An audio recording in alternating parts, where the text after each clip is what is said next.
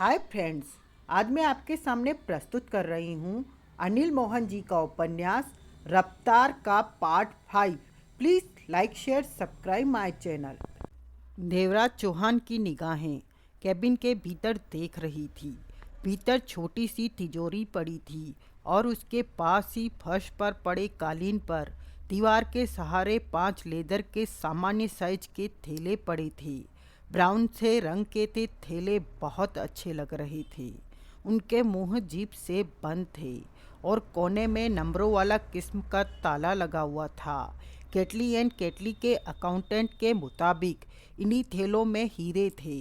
देवराज चौहान तुरंत पलटा और सोहनलाल के बिखरे पड़े सामान में से कटर उठाया और भीतर पहुंचकर लिफाफे के साइज के लेदर के थैले को थामा और कटर से उसका जिप वाला हिस्सा काटकर भीतर जाका तो भीतर मौजूद छोटे बड़े हीरे चमक उठे।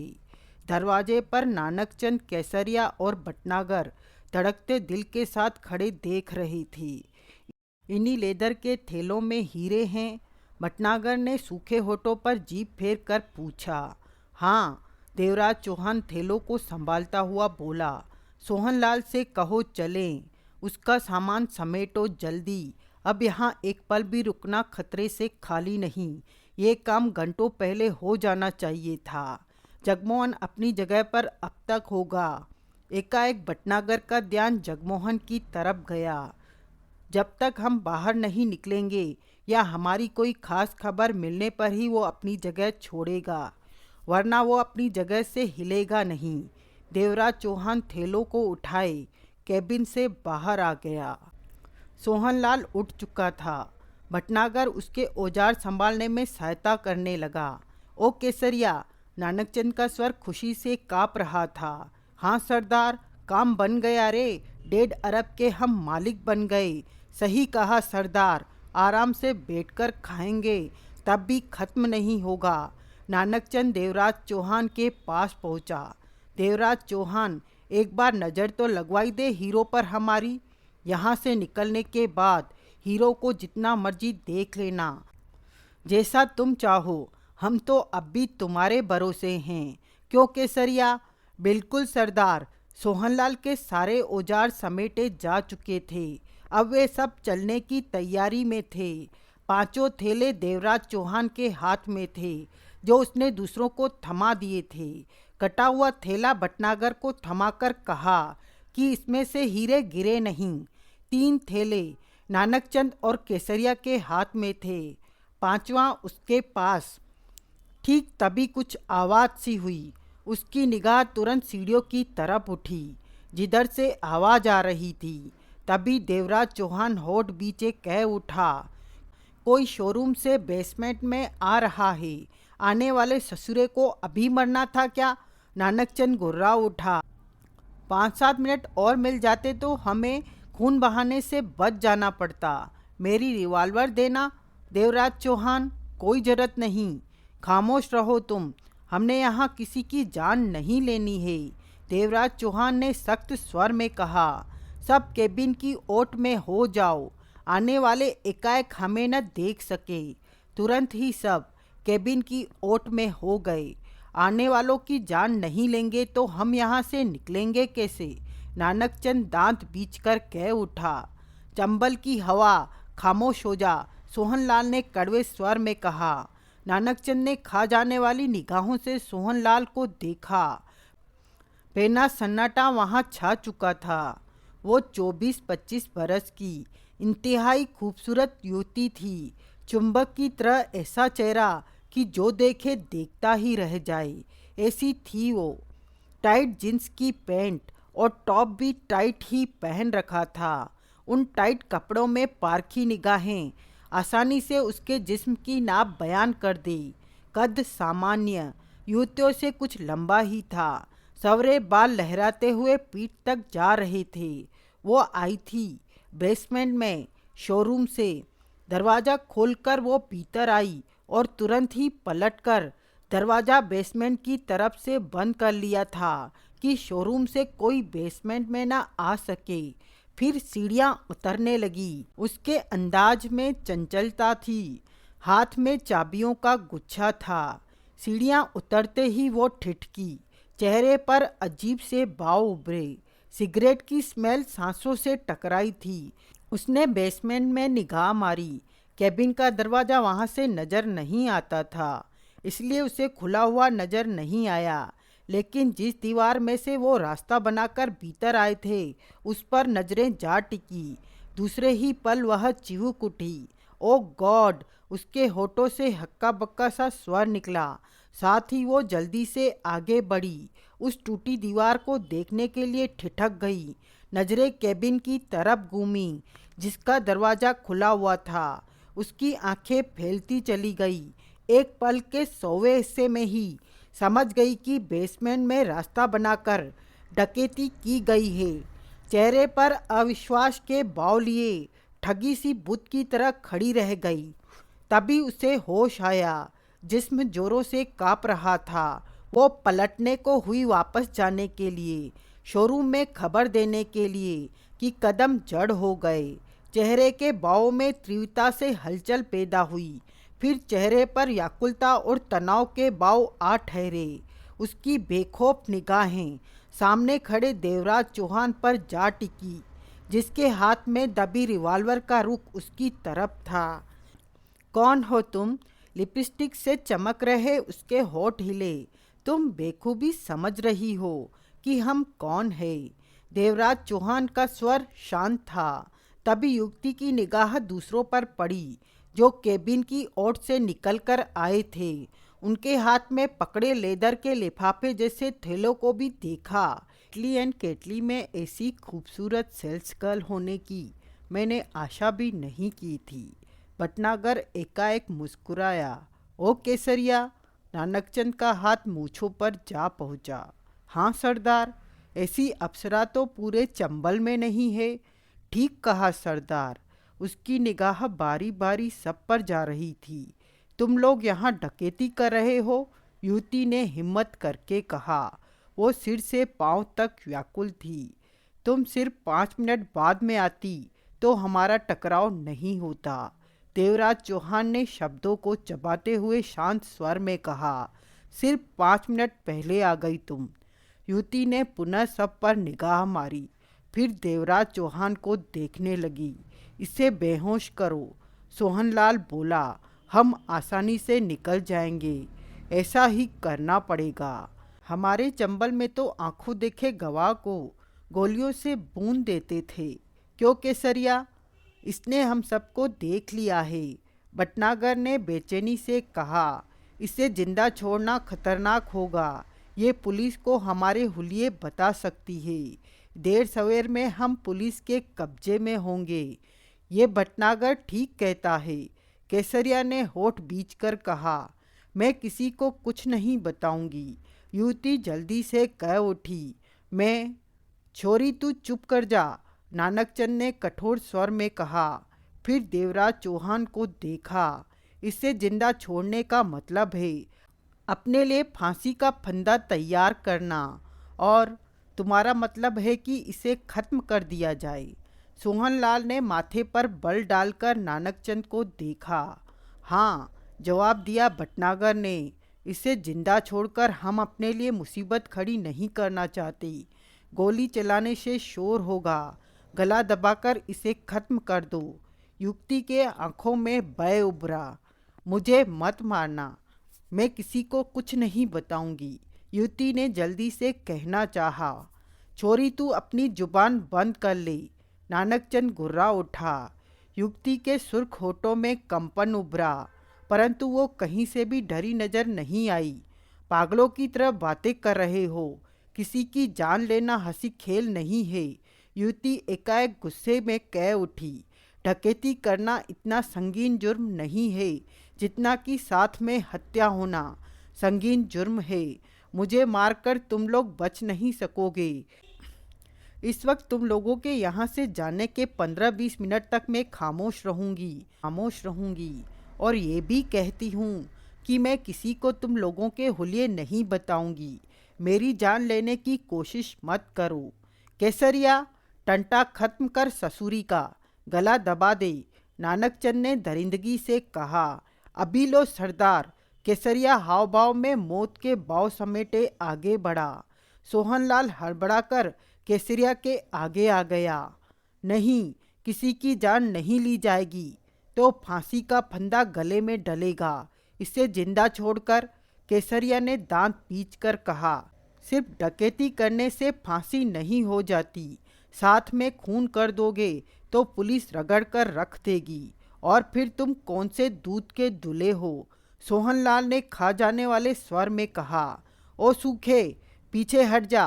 नानकचंद गुर्राया। इस मामले में शहरी नहीं, चंबल वाला कानून चलेगा। हम लोग एक साथ तो निकले नहीं थे डकैती करने।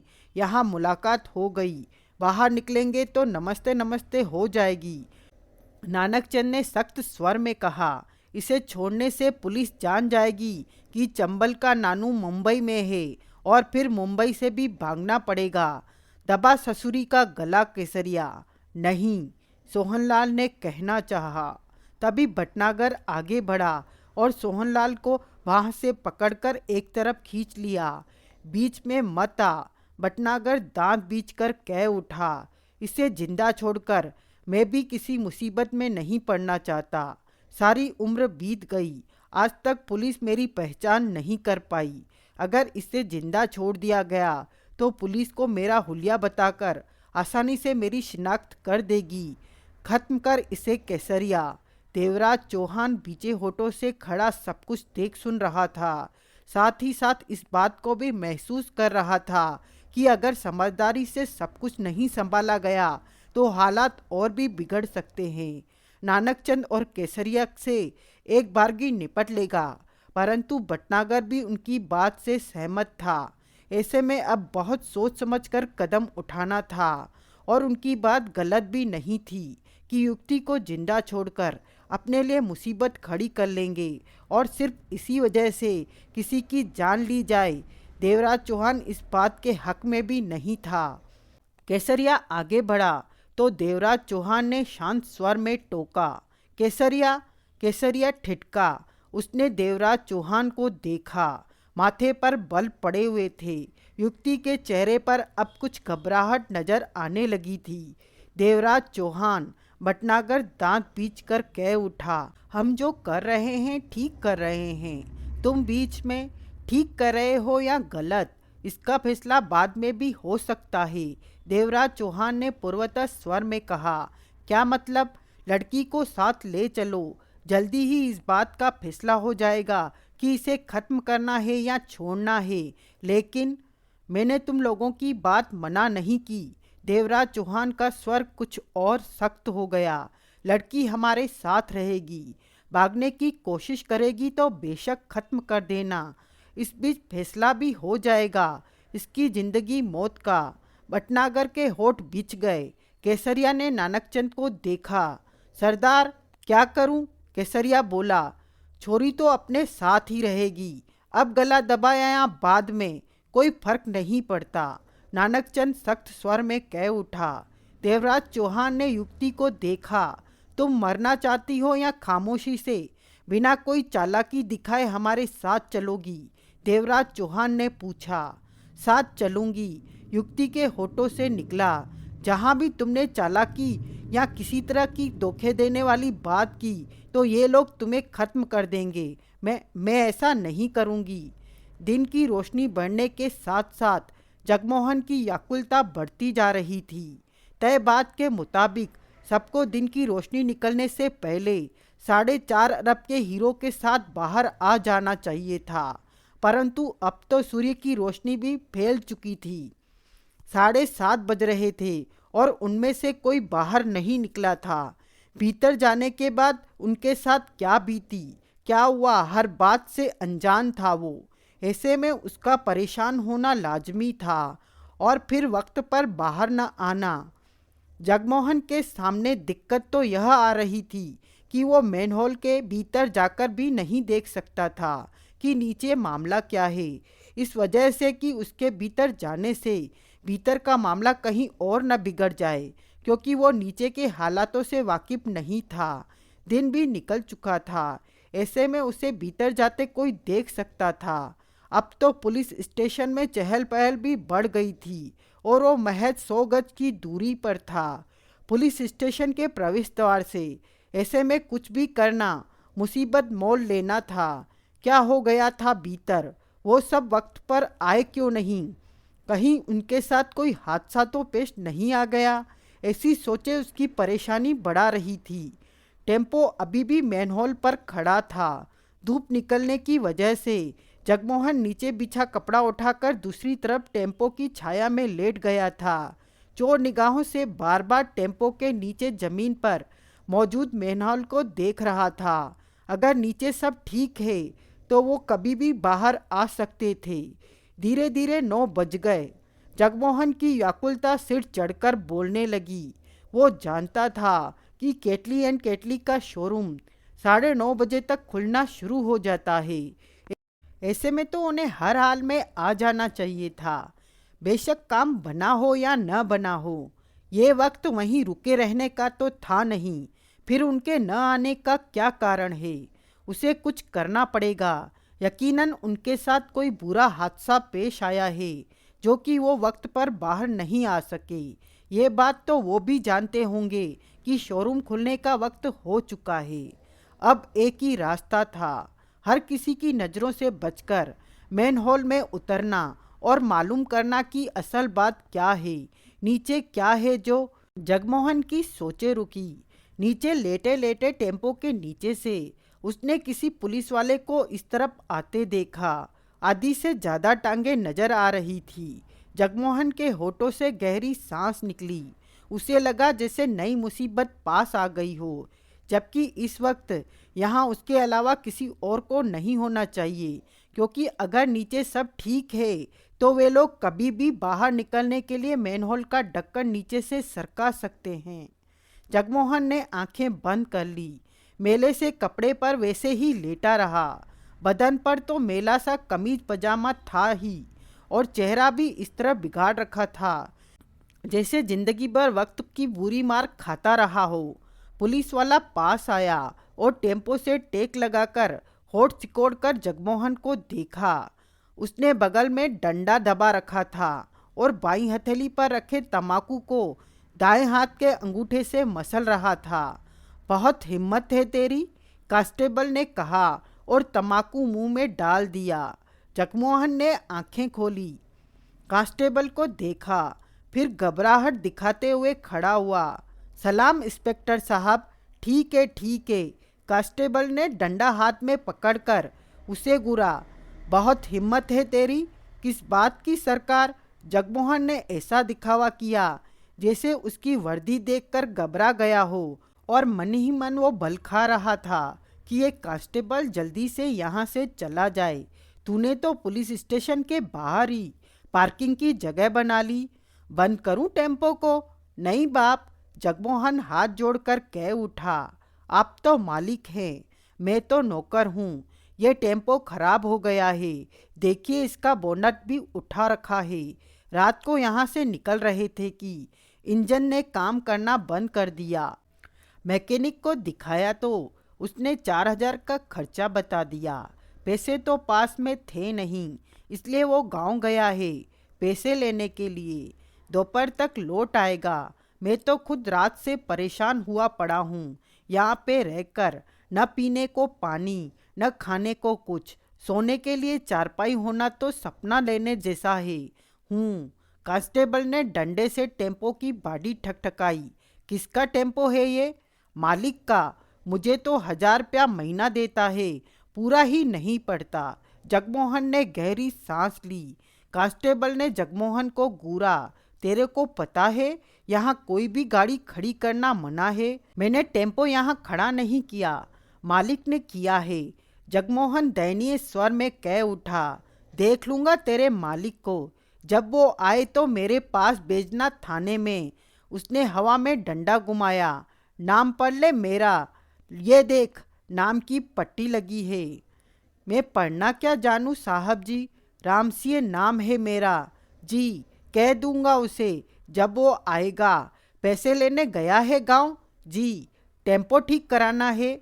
जब वो पैसा लेकर आए तो याद से मेरे पास भेज देना, नहीं तो तेरे को बंद कर दूंगा जेल में। माई बाप, मैं उसकी बाँह पकड़कर आपके पास लाऊंगा। जगमोहन ने जल्दी से कहा। ठीक है ठीक है, जेब में क्या है तेरी? कांस्टेबल डंडा घुमाते हुए कह उठा। गरीब बंदा हूँ, 1000 रुपये तनख्वाह पाने वाली की जेब में क्या होगा साहब जी। जगमोहन ने हाथ जोड़कर कहा। ज़्यादा जबान मत चला, कांस्टेबल दोष देने वाले स्वर में कह उठा। सीधे सीधे जवाब दे। 50 रुपये। ठीक है, खैर मना की यहाँ टेम्पो खड़ा करने के जुर्म में तेरे को बंद नहीं कर रहा। कांस्टेबल ने पहले वाले स्वर में कहा। वो देख, सामने सड़क पार पान का खोखा नजर आ रहा है। जगमोहन ने उधर देखा। हाँ साहब जी, नजर आ रहा है। वहाँ जा, मैंने उसके 30 रुपये देने हैं। अपने 50 के नोट में से 30 रुपये कटा देना, मेरा नाम बता देना और बाकी के बचे 20 रुपये का कोई बढ़िया सिगरेट का पैकेट ले आना। जल्दी जा साहब जी, फिर तो पूरे 50 खत्म हो जाएंगे, मैं खाली जेब ही हो जाऊंगा। बंद करूं तेरे को? चल थाने। नहीं नहीं, ऐसा मत करना, जगमोहन ने हाथ जोड़कर कहा। आप 50 रुपये लेकर पान वाले से हिसाब कर लीजिए। मैं वहाँ गया और पीछे से मालिक आ गया तो गुस्सा करेगा कि मैं टेम्पो छोड़कर क्यों गया। ऐसी तैसी तेरे मालिक की, उसको तो टेम्पो यहाँ खड़ा करने के जुर्म में बंद करूँगा। तू जा, जो तेरे को कहा है वही कर, मैं यहाँ खड़ा हूँ। कांस्टेबल ने डंडा हवा में घुमाया। जगमोहन ने मन ही मन गहरी सांस ली। पुलिस वाले का टेम्पो के पास खड़ा होना खतरनाक था। अगर इसी वक्त में वो नीचे से निकले तो हंगामा खड़ा हो चलेगा, फिर जो होगा वही कम होगा। परंतु ये कांस्टेबल सूखा सूखा टलने वाला भी नहीं था। जगमोहन इस बात को जान चुका था। सोचता क्या है, कांस्टेबल तीखे स्वर में कह उठा। जा रहा हूँ साहब जी, अभी गया। मजबूरन जगमोहन को टेम्पो के पास से हटकर सड़क पार पान वाले खोखे पर जाना पड़ा। कांस्टेबल ने डंडा घुमाते हुए वक्त बिताने वाले अंदाज में टेम्पो के भीतर आगे और पीछे देखते हुए टेम्पो का फेरा लगाया, फिर खुले बोनट को देखा। जगमोहन को लौटने में 10 मिनट लगे और मन ही मन वो प्रार्थना कर रहा था कि मैनहोल से कोई बाहर न निकले। बेशक 1 घंटा और देर से बाहर निकले। वापस आकर पैकेट कांस्टेबल को दिया। मेरा नाम बताकर 30 रुपये कटवा दिए थे। पैकेट जेब में डालता कांस्टेबल कह उठा। जी माई बाप, आप बेशक पूछ लीजिए। ठीक है ठीक है, याद है न तेरा मालिक जब आए तो उसे लेकर मेरे पास आना है तेरे को। आपका हुक्म कैसे भूल सकता हूँ माई बाप। कांस्टेबल ने आदत के मुताबिक डंडा बगल में दबाकर सिर पर पड़ी केप दोनों हाथों से ठीक की और फिर डंडा हाथ में पकड़कर पुलिस स्टेशन की गेट की तरफ चल पड़ा। जगमोहन ने मील भर लंबी चैन की सांस ली कि कोई गड़बड़ नहीं हुई। वो फिर टेम्पो की छाया में रखी चादर पर लेट गया। नजरें मैनहोल के ढक्कन पर गई। चिंता और व्याकुलता से वो पुनः परेशान हो उठा कि वे लोग वापस क्यों नहीं आए। दिन के 10 बज रहे थे। सूर्य सिर पर चढ़ता आ रहा था और वो समझ नहीं पा रहा था कि क्या करे। मैनहोल में उतरे या उनका यहाँ इंतजार करता रहे। इसी कश्मकश में 11 बजे तो मैनहोल का ढक्कन हिलने का एहसास हुआ। जगमोहन का दिल जोरों से धड़का। वो सतर्क नजर आने लगा। उसने फौरन लेटे ही लेटे टेम्पो के नीचे से पुलिस स्टेशन के प्रवेश द्वार पर नजर मारी। लोग और पुलिस वाले आ जा रहे थे और वहां से उधर आसानी से देखा जा सकता था कि मैनहोल से कोई निकल रहा है। ऐसे में मुसीबत खड़ी हो सकती है। जगमोहन जल्दी से खड़ा हुआ, नीचे बिछा रखा कपड़ा उठाया और टेम्पो के गिर्द चक्कर लगाकर दूसरी तरफ वो कपड़ा टेम्पो के साथ इस तरह लटका दिया कि पुलिस स्टेशन के प्रवेश द्वार से टेम्पो के नीचे होने वाली हरकतों को देखा न जा सके। वैसे सड़क की तरफ से उन लोगों की हरकतों पर नजर पड़ना मामूली बात थी, परंतु वहां से गुजरने वाले वाहन में मौजूद लोग ये सब नोट कर सके इसका चांस कम ही था। फिर वो दूसरी तरफ आ गया। मैनहोल का ढक्कन जब ऊपर उठा तो जगमोहन का दिल भी जोरों से धड़क उठा। उसने जल्दी से सड़क की तरफ देखा। अभी सब ठीक था, किसी का ध्यान या नज़र इधर नहीं था। जगमोहन अपनी जगह पर लापरवाही दर्शाता खड़ा रहा। मेनहोल का ढक्कन हटाने में उसने कोई सहायता नहीं की। ऐसा करने पर कोई उसे दूर से देखकर शक खा सकता था। उसकी निगाहें इधर उधर सतर्कता से फिर रही थी। इधर उधर देखते हुए उसकी निगाह टेम्पो के नीचे मैनहोल पर भी थी। सबसे पहले देवराज चौहान मैनहोल से बाहर निकला। चूंकि ऊपर टेम्पो खड़ा था इसलिए पूरी तरह बाहर निकलने में उसे कुछ परेशानी हुई। फिर वो टेम्पो से सरक कर बाहर आ खड़ा हुआ। उसके कपड़े मिट्टी से सने हुए थे। ऑक्सीजन सिलेंडर वो नाले में ही छोड़ आए थे। देवराज चौहान और जगमोहन की नज़रें मिली। उनमें 1.5 कदम की दूरी थी, परंतु कोई बात नहीं हुई।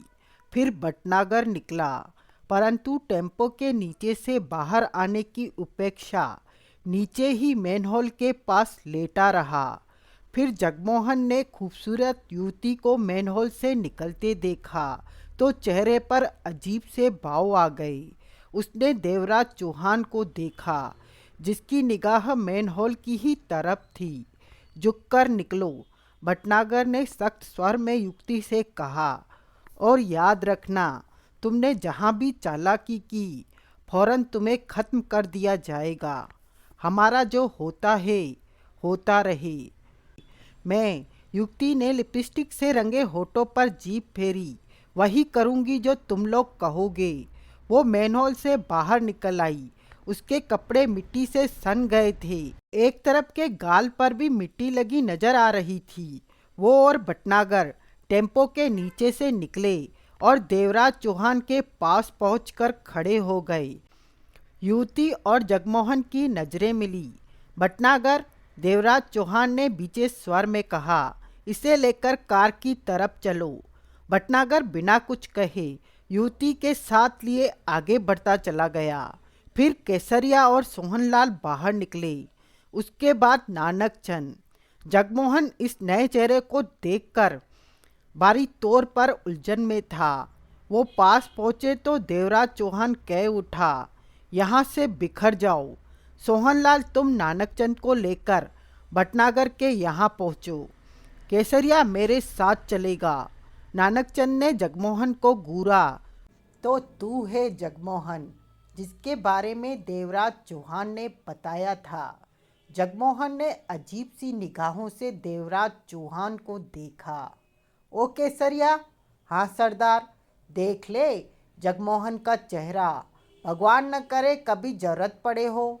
देख लिया सरदार, इधर चल मेरे साथ, सोहनलाल ने कहा और नानकचंद के साथ एक तरफ बढ़ता चला गया। जगमोहन ने उन पर से नजरें हटाकर पुनः देवराज चौहान को देखा। ये सब क्या हो रहा है? ये लोग, जगमोहन के होठों से निकला। यहाँ रुकना खतरे से खाली नहीं, देवराज चौहान ने कहा। बातें फिर भी हो जाएंगी। टेम्पो के नीचे देखो।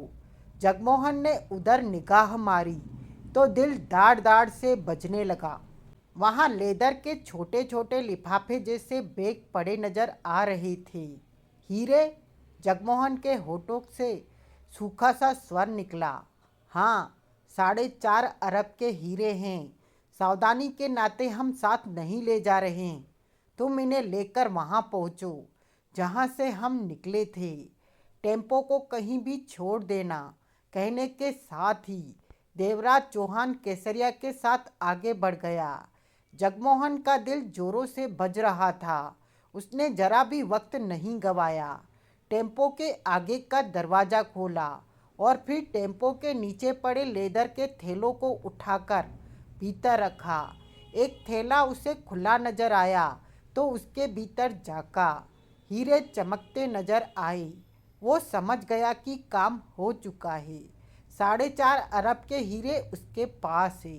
लेदर के थैले भीतर रखने के बाद उसने टेम्पो को साइड में लटकाया, कपड़ा उतारकर बीच में डाला, फिर उसे बोनट के बीच हाथ डालकर किसी चीज़ से छेड़छाड़ करने लगा। आधे मिनट में ही पीछे हटा, बोनट गिराया, उसके बाद ड्राइविंग सीट पर बैठा और टेम्पो स्टार्ट करते हुए एक निगाह पुलिस स्टेशन के गेट पर मारी। उसके बाद टेम्पो को आगे बढ़ाता हुआ सड़क पर लेता चला गया। टेम्पो के उस जगह से हटते ही नीचे मैनहोल खुला नजर आने लगा था।